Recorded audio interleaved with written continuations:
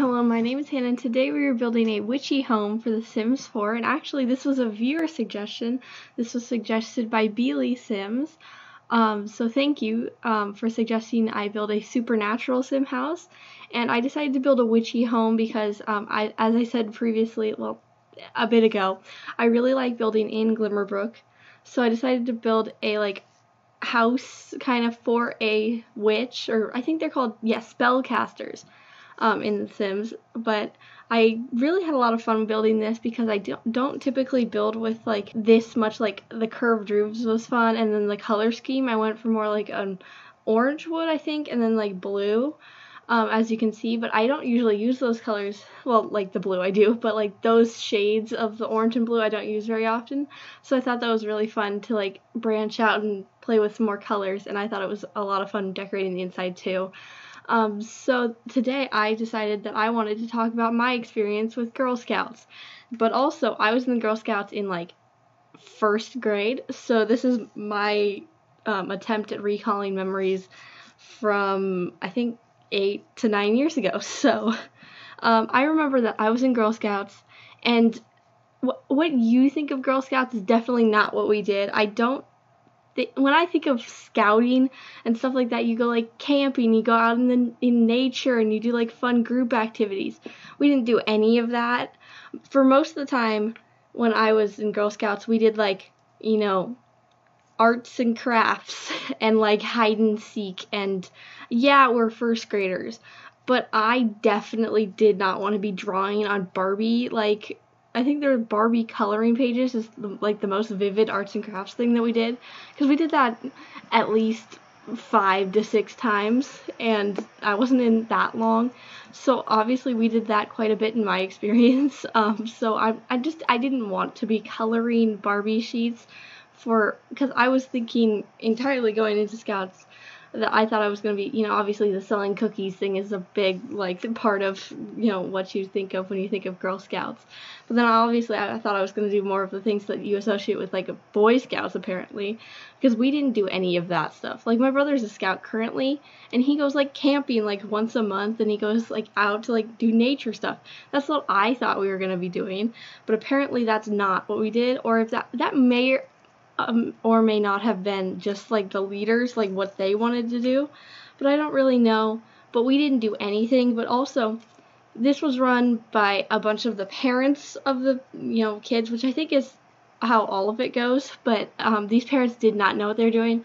I'm not exactly sure if any of them had ever been in Girl Scouts, because none of them knew what they were doing other than cookies.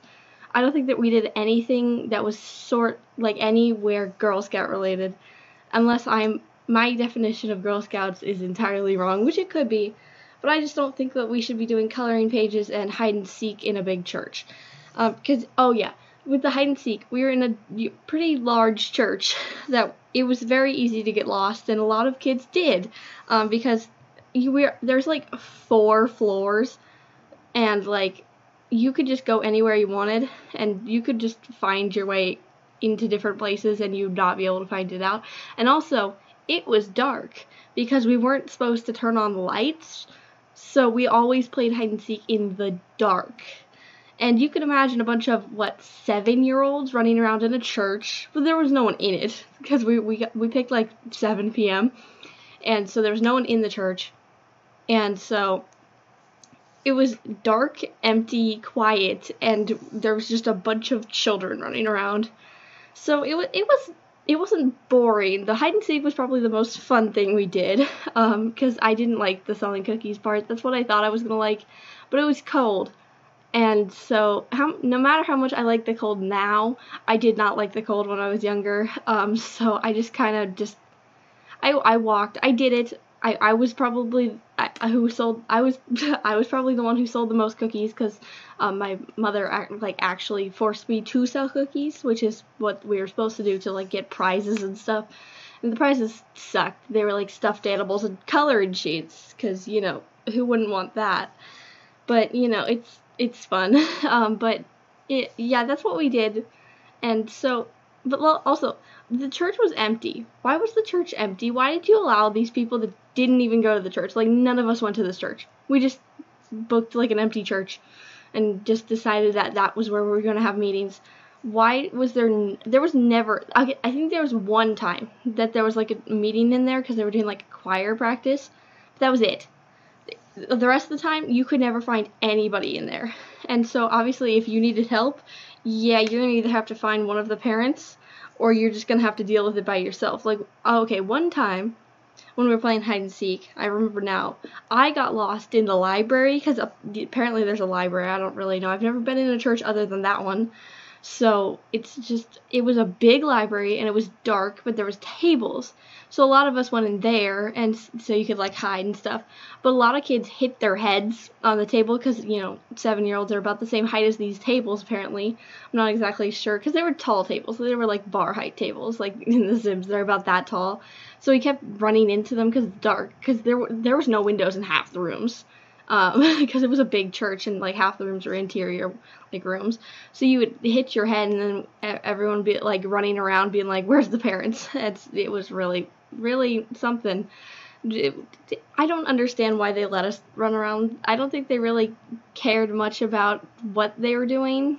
As I said, coloring sheets and hide and seek. What? But also, the thing with like the selling cookies, I said this briefly earlier, like 30 seconds ago, but I think I was one of the like 2 kids that actually sold like the amount of cookies they were supposed to sell, or like actually went out and sold cookies. But half of those were to my like parents' work, and then like just like our direct neighbors, because they just decided they wanted to buy a bunch of cookies. But this was also 2012, so Girl Scout cookies were probably much more popular then, and not in the middle of a pandemic, so, it's okay. But I just, why did they do that? What was the purpose of Girl Scouts at that time? Because I did it for like 3 years maybe in elementary school, and I hated every second of it. Because one, the girls didn't like me because I didn't talk, which I didn't talk at that time at all, and I only slightly talk now. But like, these girls were like talkative and like popular kids. I don't know how I ended up with that, but they just didn't want to talk to me very much, which it hurt for me because I wanted to make it like so that I liked it a bit more. But having no one want to talk to me out of the 20 girls, that was pretty bad. I think there was one girl that occasionally talked to me because she felt bad for me. And I only know that because one of the other girls said that, and so I'm not exactly sure if that's correct. But friends, who needs them in the first grade? I definitely didn't. But yeah, that's a story for a different time. But Girl Scouts was so weird. Like, oh, by the way, the parents, there was 3, I think, of them controlling 25 girls, and as I said, none of them knew what they were doing at all. So we just kind of went along with whatever they said, because as we were children, and most of them I don't think knew, because my dad had told me stories of when he was a scout, but he's obviously male, so he did Boy Scouts, but I just don't understand why we didn't, but that's kind of how the world works. But the coloring sheets, that was bad. That was another plan that was not discussed with probably who was probably entirely controlling the Girl Scouts area in our state, probably. That was not good, because they just brought coloring books that were really girly things that are as I said, Barbie and fairies. What was that supposed to be? Because I hated that, so I tried slightly, because at that time I would not color outside the lines. I was one of those kids. I would not mess up in the slightest, but I did all of them, and then I would trash them because I didn't want it, because I didn't want to do that at all, which probably gives you an insight of how I was as a child. I did not want to do any of these super childish things that I read 24/7 at that time. That's all I did was read books, because I didn't have video games because I was 7, and so basically all I did was read. I don't remember anything else. That I maybe played with some toys occasionally, and that was probably it, because the toys I had as a kid were very much like stereotypical girls' toys, and I didn't really like them. Because like when I had Barbies. As I said, apparently Barbies was all of what, you know, children had when I was 7. But Barbies, I had a bunch of stuffed animals, and then like dolls that are other types of dolls that aren't Barbies. But like, it was all stuff that I didn't want to play with, and so I stole like a bunch of my brother's like trucks when, you know, he was born, after he got like a bunch of toys. I've stolen a lot of his toys in my childhood, but you know, it's okay. I gave them back eventually, because I don't have them anymore. I don't have like any toys in my room other than three stuffed animals that I kept because they go with the not theme that I have. But you know, they fit. But like when I went over to my grandmother's house, me and my brother would play with mud, sticks, worms. That was more of my, you know, childhood things. I like to because there was a bird bath. We weren't technically supposed to be playing with the bird bath, but we did, because we were children and we don't listen to, you know, things like don't touch the bird bath. That's an invitation to touch the bird bath. Like, if you tell a kid not to touch it, they're automatically gonna want to touch it more. So we played with the bird bath. We put like because it was a big garden, and so we put like sticks and like mud everywhere, and then we like made like homes for worms that we dug up. Because like if you just like lifted some rocks or lifted like a stepping stone, there'd be worms and like roly-polies and stuff like all under it. Sorry if you don't know what a roly-poly is. I'm using a bunch of like Midwestern slang in my videos, so you know, it's okay. But you know, it's just a bunch of bugs. So that's what we did, and that was like the only time we could play with it, because here at my house we couldn't do that. So we just had to stay inside all clean and, you know, in our, you know, proper like clean clothes and stuff. We are not clean at our grandma's house. We spent a lot of time there, which was good probably for me, because I was definitely not a girly girl. I was like a tomboy at that time. I still kind of am, but like we liked playing with bugs and sticks, which I don't think was an issue, because like we would clean up and none of us got really sick. I don't remember getting like any, like, there wasn't obviously anything bad. I remember getting like just like regular like flu, cold kind of things like every so often, but that was it. I definitely got sick more often then than I do now, but I was also a child, so I don't know if that played into it. This entire like thing is about my childhood, so I hope you enjoyed. But yeah, we played. Because we had like sand toys, but there was not sand, because, you know, where would you get sand from unless you bought like bags of sand? So there's just sand toys in case you went to the beach or something. I don't really know. We used those, and we put like dirt and like little leaves and little sticks, and then put the worms in the like the sand toys, because they're just like, I don't know, like, imagine like you put the sand in the things and you flip it over and it makes like a cool shape, like a butterfly or something. Those. We made those into like fun like areas for worms, and the worms lived because there was dirt, so I think they're okay. But you know, it's okay.